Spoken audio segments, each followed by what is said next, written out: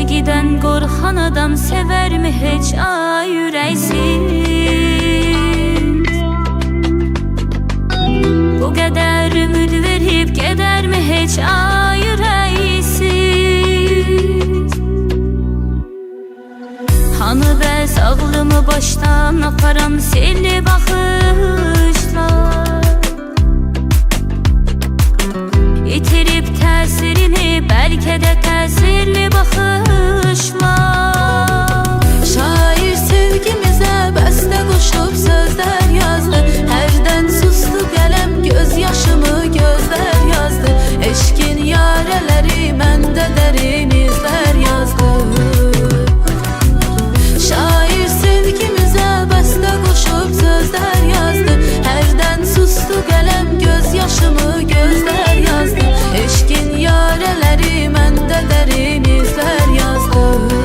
Dermanım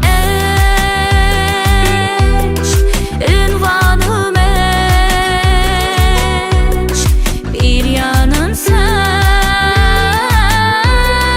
bir yanım eşk, bir yanım sen, bir yanım eşk. Dermanım eşk, ünvanım eşk, bir yanım sen, bir yanım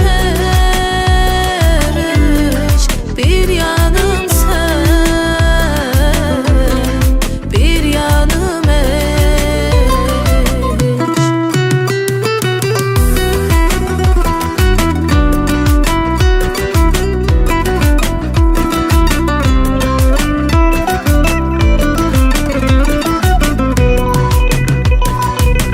Sen hemen ürey verip, könül verip yar demiştin.